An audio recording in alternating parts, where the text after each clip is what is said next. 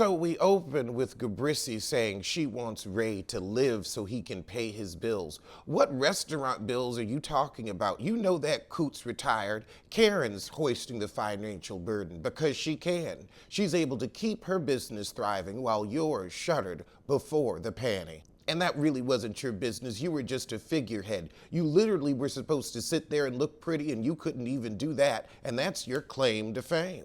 Now, Candace, you may be right. Karen and Gabrissi have done stuff to each other, but Gabrissi always started it. Gabrissi started it with the tax t-shirt. Karen's only returned serve, and for 2 seasons, Karen was just getting beat up by the green-eyed bandits. So let's be real. Now, I know Candace, who can't forgive Karen or Monique, is not trying to be the voice of reason. I need you two to listen to each other and work it out. You can't work it out with a hateful Harpy. Then again, you can't work it out with a petulant child. And you would know about that. Gabrissi, I have a question. Why does Karen's neck look younger than yours when you're always talking about how much older she is?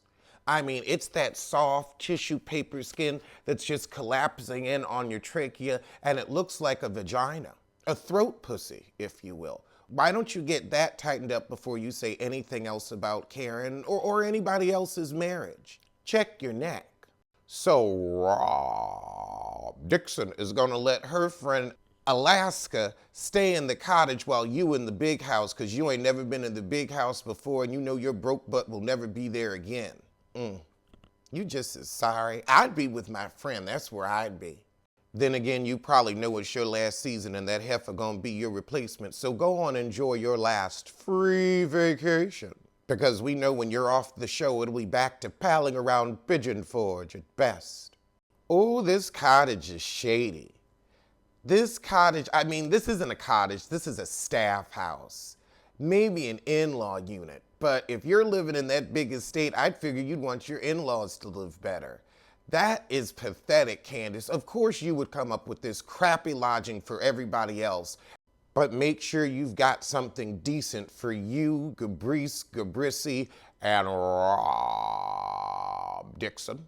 You really think you're gonna be a part of the green-eyed bandits? Them heifers will throw you under the bus as soon as they're done toying with Karen. So as we see the one house that has actual help, and Giselle's like, oh yes, take that hideous purple suitcase up to the second floor suite. We get a little comedy routine with Karen, Wendy, and the other heifer, Alaska, Alabama, Accuser. Well, they was trying to help Karen get her heavy bags up the stairs. And those were some narrow stairs. However, now we have Ashley and her coot with their brood. Fast forward and best fiend. I know you've got kids and you're happy, but don't nobody give an S-H-I-T. Wendy is giving us half dress. This Versace bra is cute, but this outfit is a little young for you. So we're all getting dressed for dinner. Wendy looks like she's going to sell something in a hotel lobby. Karen looks cute. Gabrissi looks like she's about to run errands, and Rob is giving us traffic cone realness. And Alaska Honey Puce is not your color. Gabrissi, you know good and damn well you could not afford those expensive barn doors at that house. You can barely afford a garage door. Rob Dixon really does look like a traffic cone with teeth. But Gabrissi gonna say, I wonder how Wendy's liking the servants' quarters. Well, wherever you are, you're in the I got cheated on quarters. You're in the of course not quarters. How do you like those? But now Gabrissi got to pull up those she-tay-tay rumors, which she said she didn't believe but can't stop talking about, and is giving credence to by saying, well, something's going on with Wendy because she's changing. The woman had 4 kids and just wanted to get her body back. She's also on a television show now. So yeah, Wendy would change. You changed from your first to second season. Actually, no, neither one of you has changed or grown. And maybe that's why you just can't see somebody else being able to grow and move forward in their life. I mean, did y'all get mommy makeovers? Maybe that would have made a difference. I mean, we know hipless Rob definitely didn't. And you should have spent the money on your neck. So I don't know, but I think a new set of boobs and a new job on TV would put a little perk in anybody's step. But you're still miserable, and Rob is still Eeyore. So I guess, this is what happens when people don't change over 6 years. And I really don't get you two because you were calling her stuffy, stuck up, and boring last season. The heifer's trying to bring it now. I mean, she's failing still, but she's trying. She's putting her back into it and her new butt. And then you all want to say, oh, this is just so much different than Dr. Wendy last season. You didn't like Dr. Wendy last season. Now she's changed and she's outshining you and you're scared. Now, Rob Dixon, why are you so far up Wendy's coochie when she wears a bodysuit, it hurts yours? That's not a pain, that's a throb.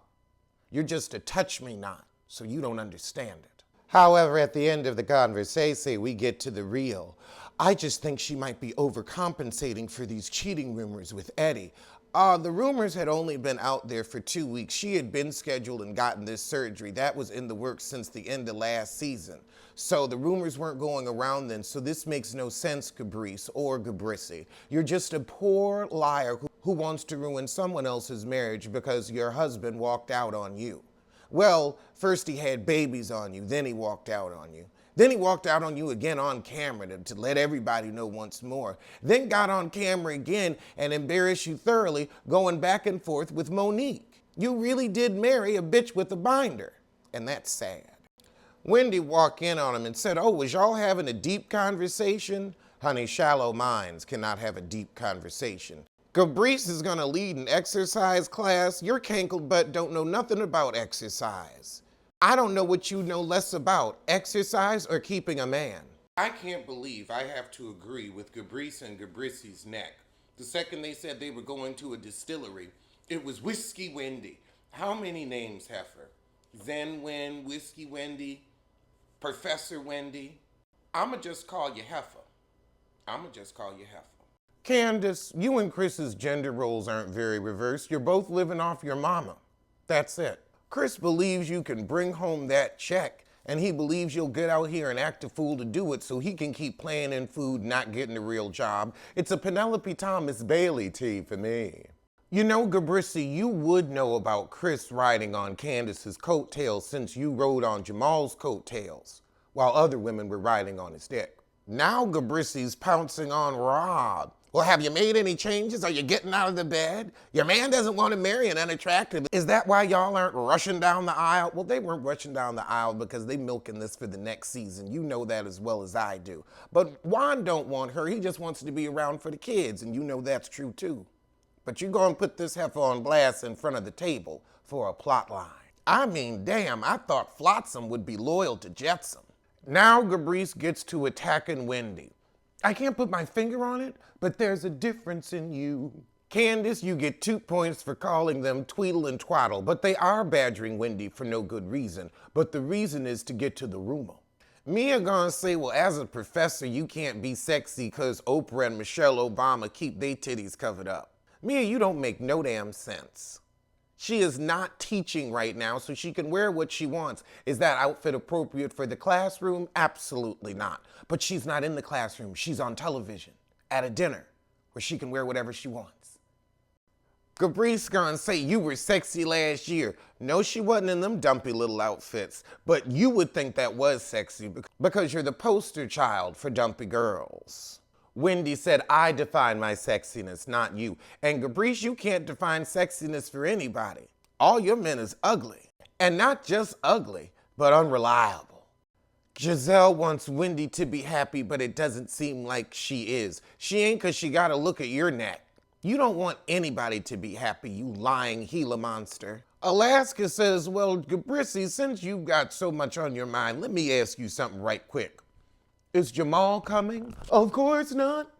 I'm not going to talk about this at a table where there are trolls and people have come after my relationship and lied on Jamal. Honey, your father came on the show and told the truth. Your father did it. He was the one who said she's an idiot for getting back with him with 6 to 7 baby mamas. That was your daddy, girl. Your daddy. Nobody at this table, your daddy. Call your daddy. So Karen and Gabrissy call each other liars, and Karen says, look, you're a liar and a stalker because I live rent-free in your brain. And she does. Because Jamal doesn't live there, so that's all she has to think about. But now we have Candace's crap we don't care. We know how to heal a heart and where to start. But we will never love you. So Karen and Wendy sit down and Karen tell Wendy, look, just Gabri's been wiggling her fat vagina at us for 5 years. You can twerk all you want to. Wendy, you cannot be upset about the opinions of a broken hoe from Hampton's University. Giselle is an idiot. Got you in here crying over her dumbass thoughts. I don't think you have substance. From a woman who on her own podcast said, I don't like to have serious conversations and I don't get deep. So you're caring about someone who has freely admitted they have no substance. Their opinion of your substance, honey, we can't care about those things. That's foolish and foolhardy. That's something for Rob Dixon, not a you.